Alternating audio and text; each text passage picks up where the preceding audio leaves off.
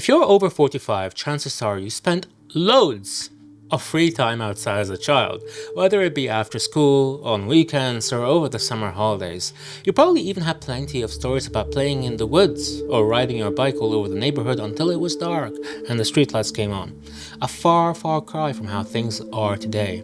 According to the latest figures, only 11% of children today in the United States dare to either walk or cycle to and from school, compared to the more than 50% who walked or cycled to school and back in 1969.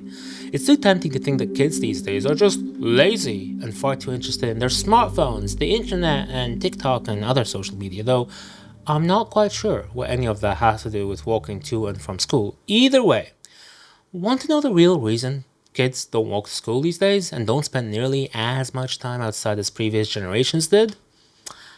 It's their parents. Their parents, who just happened to grow up in the 1980s, a time when America found itself wrapped up in a full-blown moral panic that reshaped parenting norms, spawned new laws, and even reset the culture for good. Unlike the generations that came before them, the kids that grew up in the 1980s internalized a deep sense of fear of strangers, and a sense that children must be constantly guarded, because if children aren't guarded and surveilled at all times, then they might fall victim to a stranger wanting to abduct and abuse them. And that these horrible strangers were somehow all around us, constantly lurking, waiting to pounce if given the opportunity. Don't believe me? Well, consider this. In one 2023 Pew study, a stunning 28% of parents in the United States reported being extremely or very worried about their children being kidnapped or abducted, with an additional 31% being somewhat worried that their kids may be kidnapped. Now, you might think that there is nothing wrong with 28% of parents being extremely worried of their child being kidnapped, but allow me to put that number, that 28%, into perspective. Parents in 2023 in the United States are much more worried about their child being kidnapped or abducted than they are of their child being shot. And here's why that's a huge problem. Children in the United States are actually around 25 times more likely to be killed as a result of gun violence than they are to be victims of non-family kidnappings, which are the child kidnappings that we tend to think of when we think of children being kidnapped by strangers for ransom or to be exploited. According to the FBI, fewer than 350 people under the age of 21 have been abducted by strangers in any 1 year in the entirety of the United States since the year 2010, compared to the 2,581 children under the age of 17 who died as a result of guns in 2023. So here's how it all started. In September 1984, Anderson Erickson Dairy, a dairy in Iowa, started printing photographs of two local missing paper boys, 12-year-old Johnny Gosch and 13-year-old Eugene Martin, on milk cartons with the plea, "Have you seen me?" The idea quickly gained traction, and by early 1985, dairies all across the United States were displaying missing child profiles on their milk cartons, becoming an icon of that era. Suddenly, family breakfast wasn't fun anymore, because breakfast tables all across the country bore a constant and somber reminder that children were being kidnapped, pushing the narrative that lurking kidnappers were behind every tree. They did this by claiming that 2 million children were being abducted annually in the United States.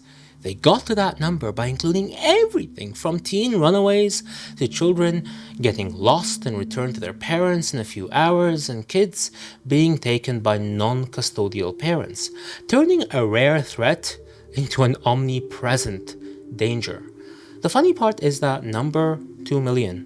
Everyone believed it.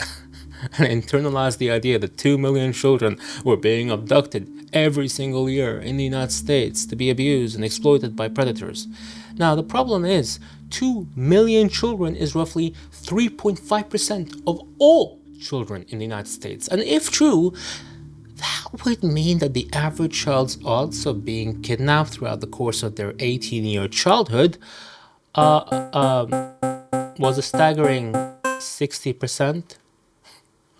Perhaps the reason no one questioned these wild numbers in the 1980s is because parents didn't have access to Brilliant, the perfect app for people who, like me, enjoy learning by doing and therefore engaging their critical thinking skills. I've already done several of Brilliant's courses, but one learning pathway I think people might find relevant here is Brilliant's logical reasoning learning path, where you can complete courses on logic, everyday statistics, and mathematical thinking. Perhaps then you'll be able to spot data that doesn't make any sense, like that 60% number I mentioned earlier. Brilliant offers a large catalog of other gamified courses, of course. They're all designed to promote scientific and analytical thinking, improving your problem solving skills when encountering real world problems. So, become a better thinker and problem solver with every lesson that you take on Brilliant. Whether you're learning to translate your ideas into code, build formulas, design electrical circuits, or run simulations with data, Brilliant can help you hone your skills in those areas. To try everything that Brilliant has to offer for free for a full 30 days, visit brilliant.org/neuroeverything or scan the QR code on the screen. There's also a link in the description if you prefer doing it that way. You get 20% off the annual premium subscription plan with that link. Thank you to Brilliant for sponsoring this video. Fear is one of the most primal and powerful human emotions, a hardwired survival mechanism shaped by millions, if not billions, of years of evolution. Organisms that could rapidly detect and respond to threats, whether these threats were predators or other dangers in their environment, had a better chance to survive and reproduce. And so when our brains perceive danger, our brains will rapidly shift into a fight or flight state, prioritizing survival above all else.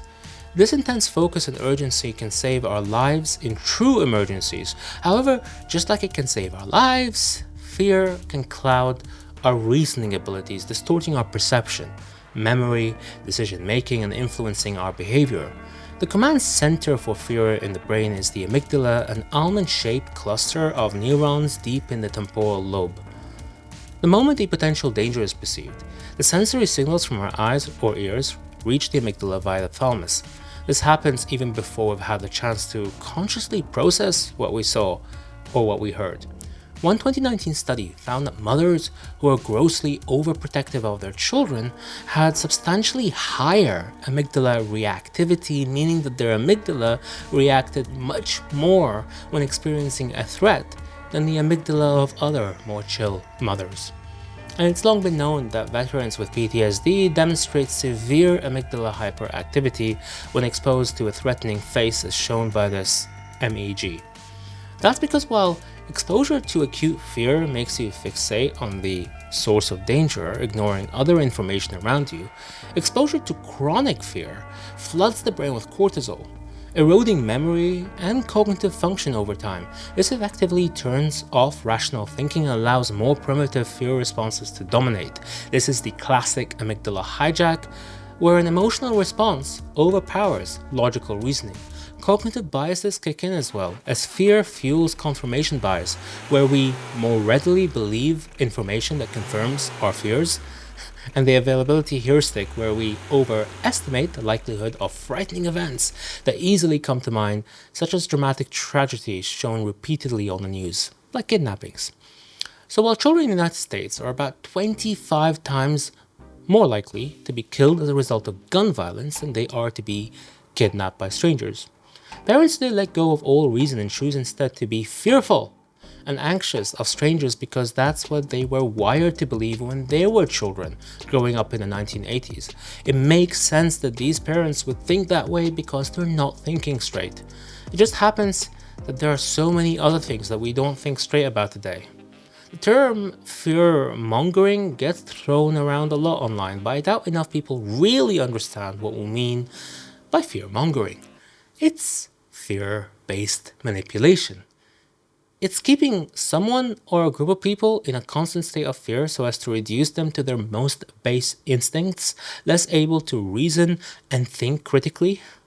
Fear-mongering can help you persuade others of myopic goals, win votes, and even shape entire cultures and a nation's future priorities by creating a heightened state of alarm, all while making use of your brain's own biology and turning it against you. Fear-mongering isn't just limited to the Milk-Carton skits phenomenon, of course. You're likely to find countless examples of it today everywhere you look. Now, I won't mention what these examples are, but let's just say that if I did, I'd probably end up on some Project 2025 hit list, if I'm not already on there. My name is Hashem, and I'm a medical doctor. This is my YouTube channel, Neuro Everything, where I talk about science while also venting about all the things that make me unhappy. Because it's 2025 and everything makes me unhappy. Subscribe if you'd like to join in on the fun.